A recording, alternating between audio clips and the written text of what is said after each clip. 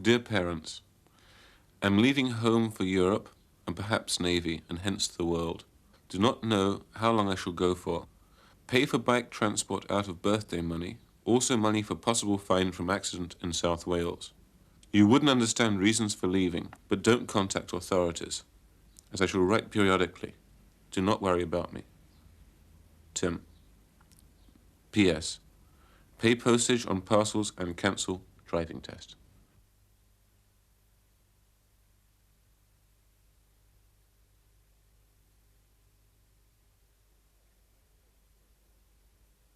Tim Page left home when he was 17. He became a war photographer and a Vietnam legend. His story is told in a few pages of Michael Hare's celebrated book, Dispatches. I'd heard about him even before I came to Vietnam. He was 23 when I first met him, and I can remember wishing that I'd known him when he was still young.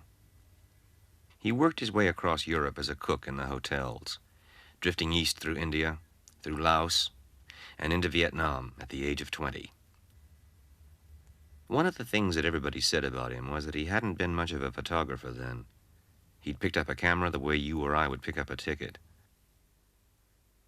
But he would go places for pictures that very few other photographers were going.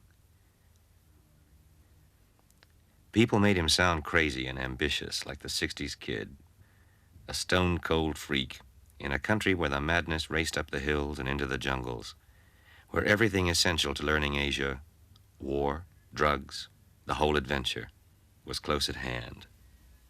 The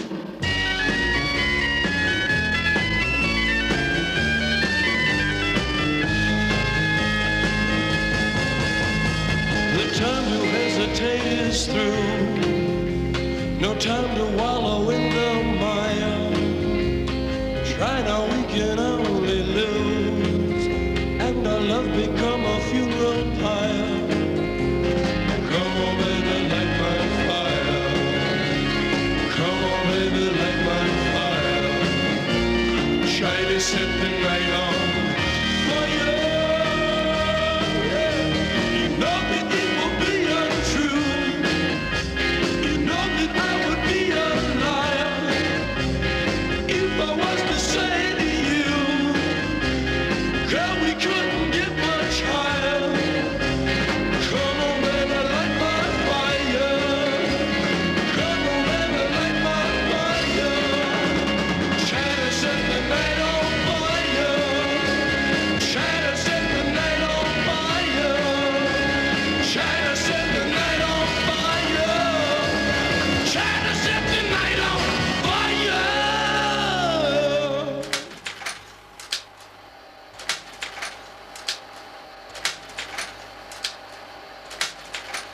What makes you have to photograph all this?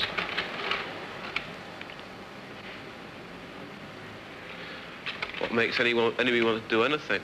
I prefer to take pictures of something which is totally black and white, total reality, than I would of something which is, I mean, who really wants to watch the Queen walk around, you know?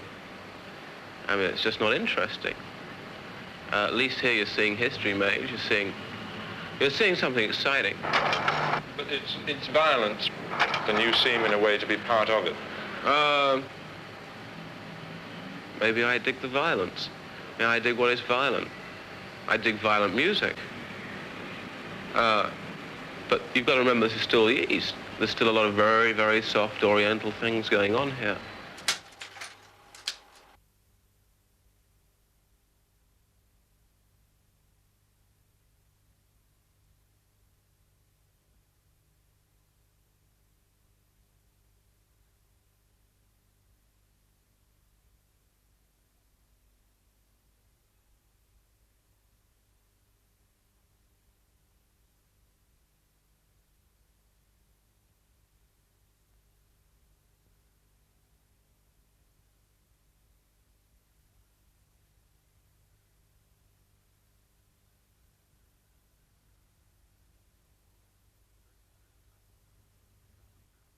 The first time he got hit, it was shrapnel in the legs and stomach.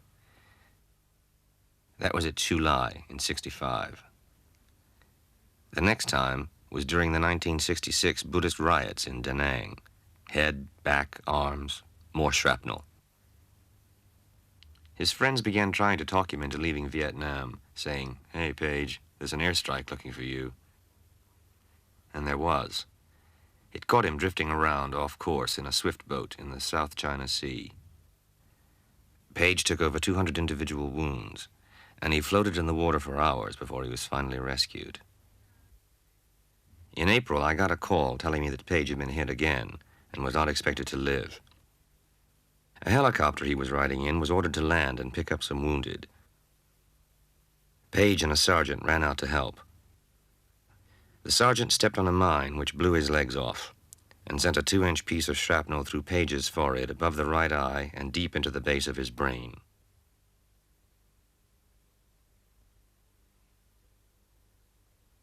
He retained consciousness all the way to the hospital at Long Binh. They said he would live, but that he would always be paralyzed on his left side.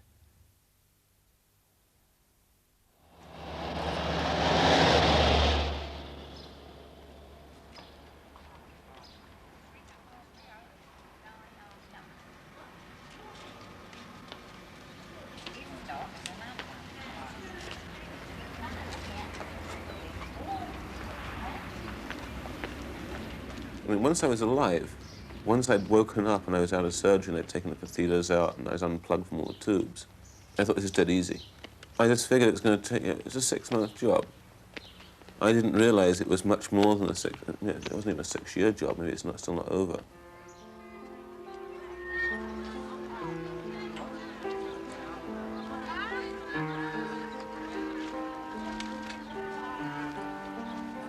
I'm a little freaked about my inability to recover. Like today, I tripped on a paving stone and went over. Now, before this, I would be able to recover my balance. My balance is just way off. I mean, I can't go up step ladders and stuff like that anymore. I do, but it gives me, creeps. I don't have the confidence in my body because I know my body can't react.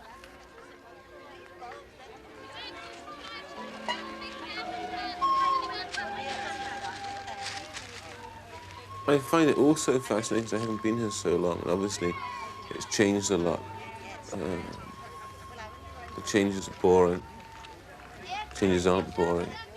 I choose not to make them look boring photographically. I mean, I'm not bored by being back. I'm excited by being anywhere. I don't care if it's anywhere. I'm excited by just being. And I like taking pictures. I love the little old ladies. There's something about little old ladies, all that sort of jars of baked beans and cups of tea. I mean, it sort of seems to sort of satisfy the equation of always be in England. I mean, they seem to be an institution. Baked beans in cans and cups of tea. Toast is off. And these kind of rather silly games you play, and people putting and junk for sale. I mean, it's all in the aid of this, religioso syndrome. The whole thing is just quaint.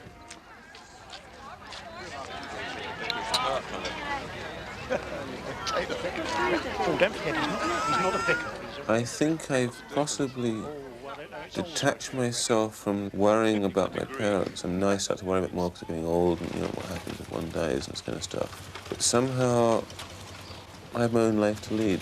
And I just figured that, like, if I did a good job, that they'd be proud. Okay, then.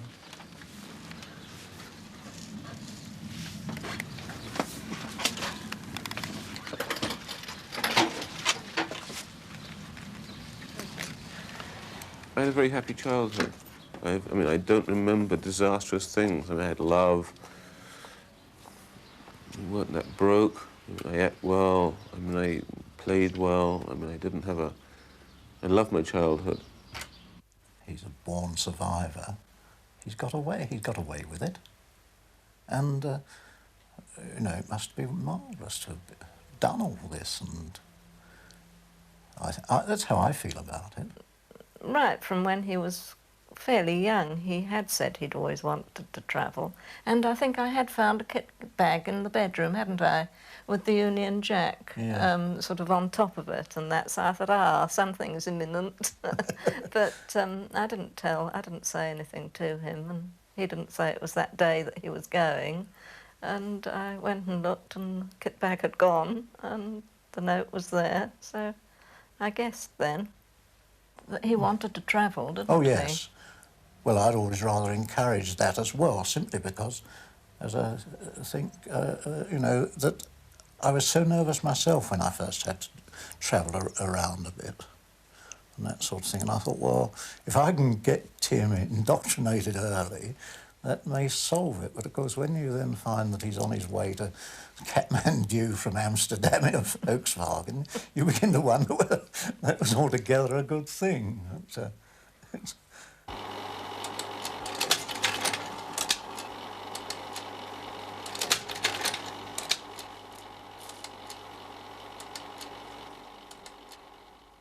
They call it the Stench of Death at Dong Lak, which is a little tiny village just outside of Bin Hoa. And the Viet Cong had got into this village and they'd been stopped. They made a last-ditch stand in a church, a Catholic church.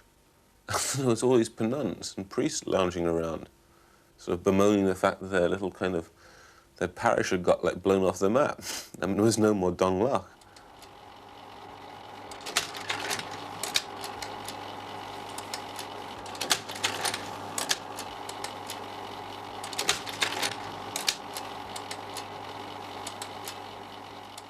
And I met one fire team, a 3-man fire team, and they all smoked dope, and I had some incredible stuff from Laos. And one guy walked around all day long making bamboo pipes and wrapping raffia around them when he wasn't, there wasn't nothing going on. But they were all little strange, these guys. Like, this place was crawling with leeches, and these guys would sit down on the paddy dikes with their feet up to their knees in water, and the leeches were just swarming all over them. They were so just spaced out.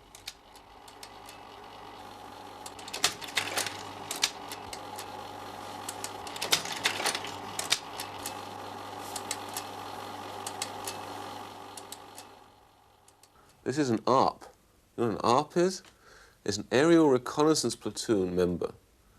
They'd sneak around, real sneaky, armed to the teeth, but with North Vietnamese weapons. I mean, he's heavy duty, this guy.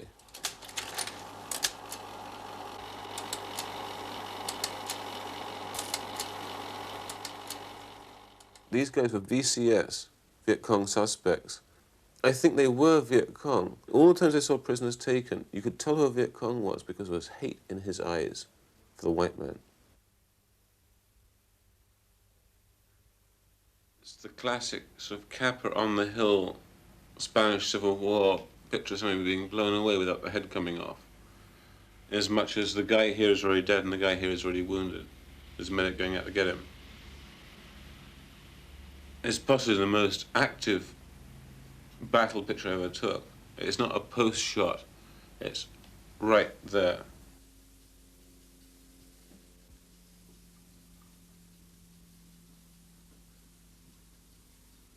You have an 6-day or an 8-day, I forget what it was, to go out and take pictures of GIs using gas for the first time in tunnels. As they use these kind of pepper fog machines, which pump gas and smoke into tunnels and drive the Viet Cong out of whatever exits are on the tunnels.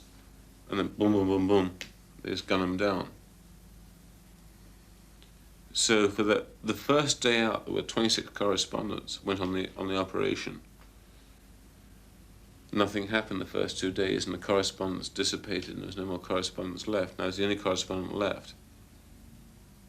I'm guaranteed 8 days. So what have I got to lose? Until they use the gas, I'm laughing. Nothing happens. I kept shooting pictures, kept shooting pictures, kept shooting pictures.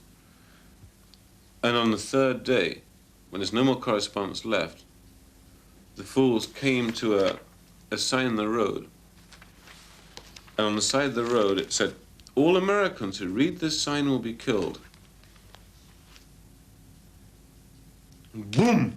Instant ambush. In 5 seconds, was 19 dead and 35 wounded. and that was it.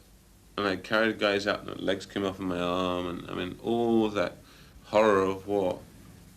It's not the most thought about picture, but in terms of a snapped moment, and the fact I took it with a 105mm lens and I got the horizon straight when I'm basically totally freaked and I have no idea what's going on around me except it's unmitigated hell. I think I did a good job at that time, and so I could have done them better.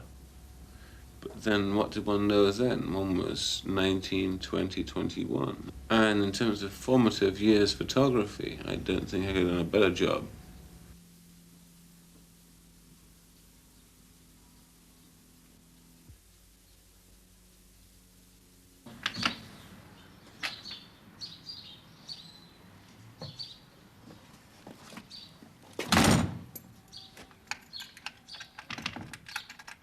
Back in the world now, and a lot of us aren't making it. The story got old, or we got old. A great deal more than the story had taken us there anyway. And many things had been satisfied. Or so it seemed, when after a year or 2 or 5, we realized that we were simply tired. We came to fear something more complicated than death. An annihilation, less final, but more complete. And we got out. A few extreme cases felt that the experience there had been a glorious one, while most of us felt that it had been merely wonderful.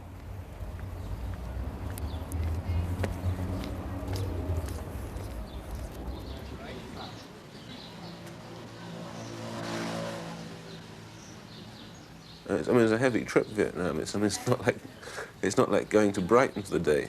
You know, it's not like. It's a little more serious than a dentist. It doesn't just dissipate when you leave, because most people, I mean, it's so cool. It's part of the era. I mean, formative years, as it were, were spent there, and you become a little warped, a lot out of shape, because you haven't been really back in touch with decency for a long time. And war is not very decent. There's nothing. It might be groovy, and cool, and all this hits bullshit. But basically, it's really just, it's awful. You can get off on that and enjoy it, because you're there, and you're there because you want to be, and also because you're making a good living at it, and you're getting the rocks off. It takes a long time to sink in.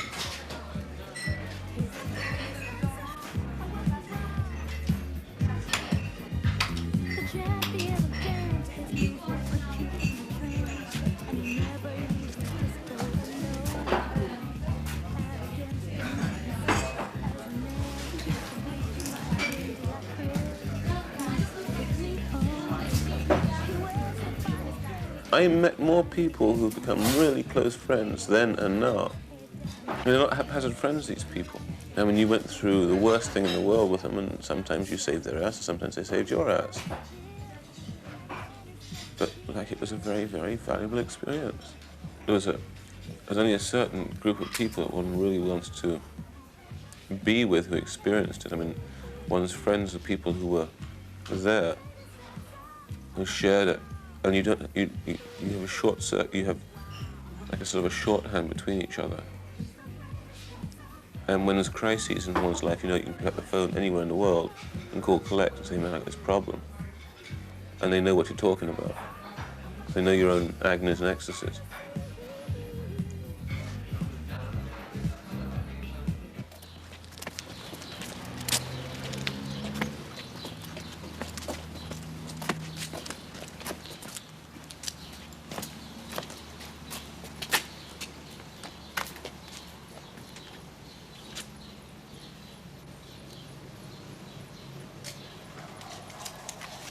Well, I figure as long as you smile at people and you're not embarrassing them, and you try to be as much of what's going on as possible, and you're careful as possible not to upset what they're doing. Don't get in the, don't get in their way. I mean, there's a machine gun that's got to set up and blaze away. Don't get down in front of the gun.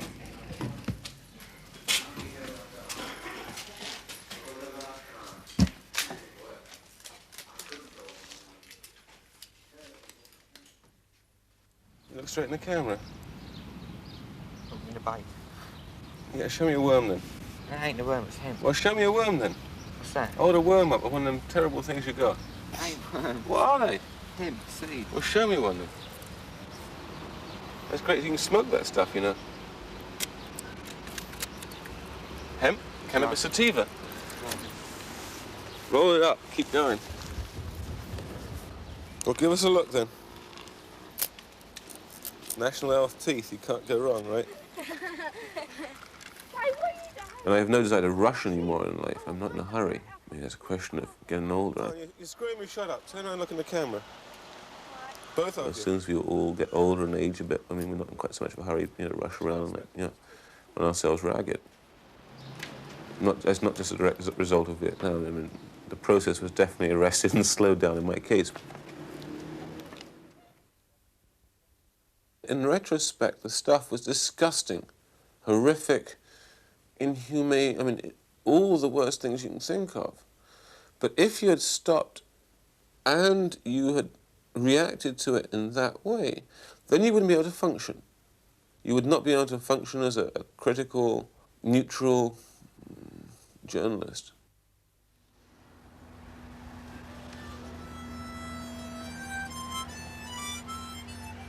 I want to prove that I'm no longer a cripple and I can still take a fine picture. And I'm rather sick of not getting work when I think, and a lot of my peers, who I respect, think I'm as good as anybody they know.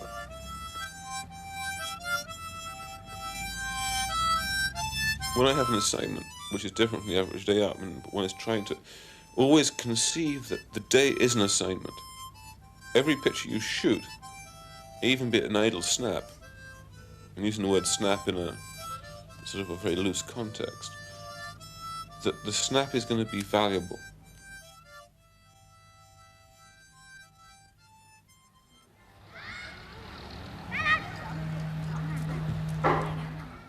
It was also déjà vu. There was all these kind of, there were the riffraff of Saigon. I mean, there's a lot of Chinese ethnic minority. I mean, it was mixed, mainly half Chinese or Mwati Xinhua. And it was just like being back on the streets of Saigon from one degree. I mean, it's the middle of Hampshire, New Forest, and it's all wrong.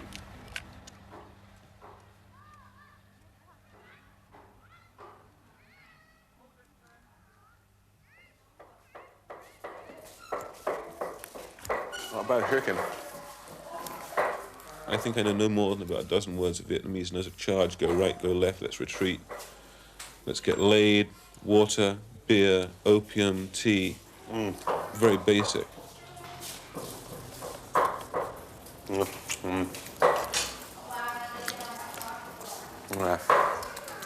find a cup of tea now.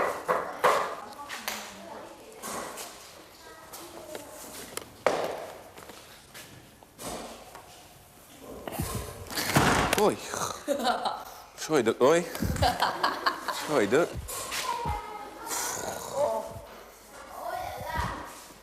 Sorry, Duck, oi, I'm telling you. Yeah. Yeah.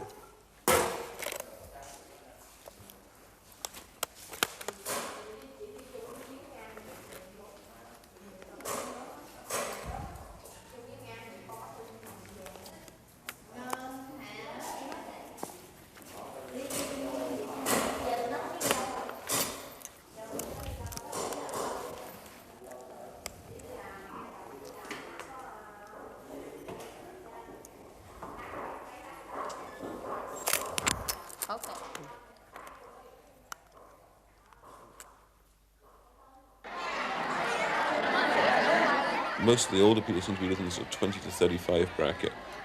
And they were all the cowboys from Saigon, the pimps, and the people who took GIs home after hours in their motor scooters. People who are sort of totally Coca-Cola cultured.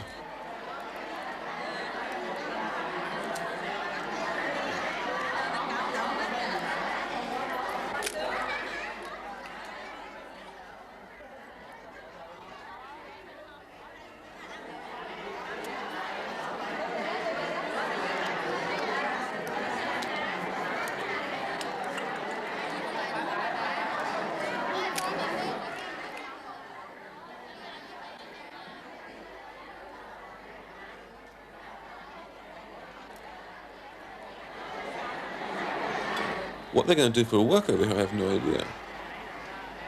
They're totally alienated. And the alienation was so obvious when stuck in the middle of an RAF camp, which doesn't look even like a military base in Vietnam.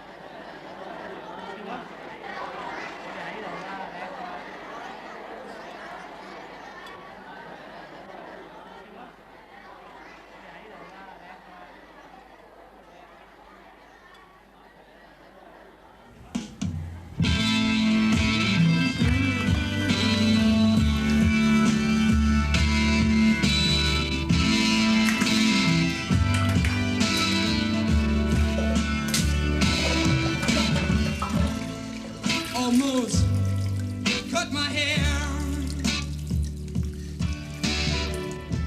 He began talking more and more about the war, often coming close to tears when he remembered how happy he and all of us had been there.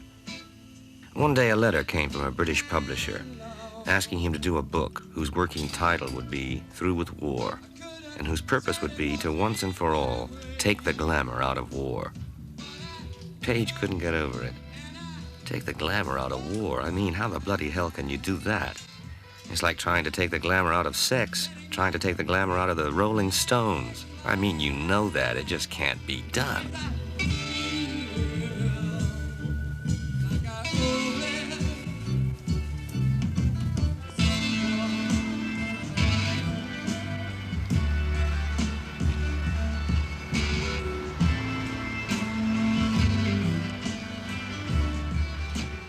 Of course, coming back was a down. After something like that, what could you find to thrill you? What compared? What did you do for a finish? Everything seemed a little dull. Heaviness threatened everywhere. You left little relics lying around to keep you in touch, to keep it real.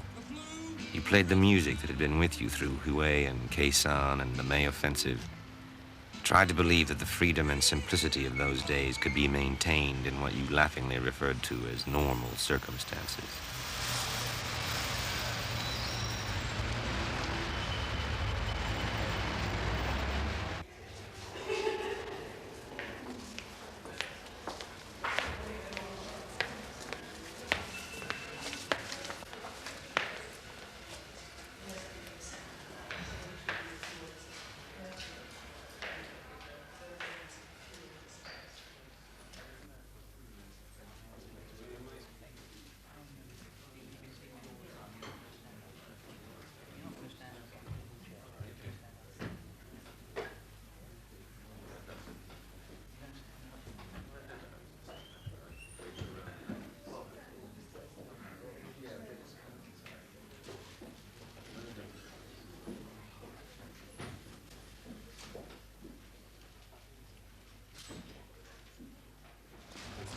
Switch goes round, 7 days round. Yeah. You want 2 for those? Any members?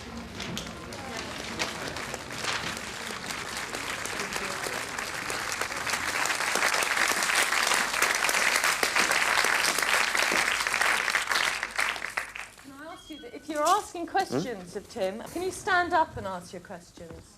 How does an adventurous young boy get to be a war photographer? By putting one foot in front of the other one and just keep going. Next question. You talked about we got shot or we lost a lot of guys. What was your status as such? It says, on my press card, it says non-combatant, time life freelance, blood type O, religion nil, my thumbprint and my fingerprint, a little picture of me. I could do what I wanted to. You were free. Once you were recognized by the people who were there as being accredited, you could just basically do what you wanted to. It's as simple as that. This comes back to the question that this chap down here asked about your non-combatant status. You said you used a gun. I killed once, and I only carried a weapon when I had to carry a weapon, when I was asked to carry one. I always figured if I needed a weapon, there'd be plenty lying around. Because what the question I was going to ask was, if you had a gun, then surely this prejudiced you, well, maybe had no chance. If I went out on a small patrol, a Special Forces patrol, raiding into Cambodia, there's 6 dudes. They ask you to carry a weapon, and you're not going to argue about it. But I didn't carry one on principle. It's bloody heavy. A weapon is only as good as the ammunition you carry. And if you're packing 4 cameras, 6 lenses and 50 rolls of film, as well as your bedding and all your food, where are you going to put the weapon? Michael Herr was consistently critical of the Marines and equally complimentary of the 1st Cav. What's your view? You've got to remember that Marines always had the cast-off from the Navy. And they were Navy supplied, so they had the junk helicopters, the junk tanks, the junk jeeps. The Cav came in with all the goodies, and PIOs and all the facilities you could dream of. So they're nicer to be with, but not as good. I don't think they're as diligent or as hard-hitting. Michael Herr said that if the same concentration of energy as was used on the war had been used on construction before the war ever started, it would have lighted up the country for 1,000 years. But it wouldn't have been much of a media for you war correspondents and photographers. Would you rather have photographed the construction than the destruction? I mean, I did constructive stories over there, but I was over there to photograph a war. Inadvertently, but I was there. I couldn't stop the Yes, war. but I mean, you didn't think the war was glorious? Of course it was. All war is glorious. I'm not saying I want to go back to any, but I mean, it was fun while I was there. Except for the people who were killed. That's war. I mean, there's traffic. That's normal life, and people die. So you still feel that it is a glamorous experience rather than just you've been brutalized by it? As a kid, I wanted to drive a steam train. I wanted to drive a jeep, a truck, a tank. And suddenly you can go out and fly in a Phantom bomber, fly in a helicopter, take the controls. That's kind of glamorous in its own sense. Do you think as well as somebody's going to pay you to do it and make you famous. What do you do these days? Oh, I masturbate a lot, I smoke a lot of dope, I hang out, I take a lot of pictures. I'm a professional myth. No, it's boring.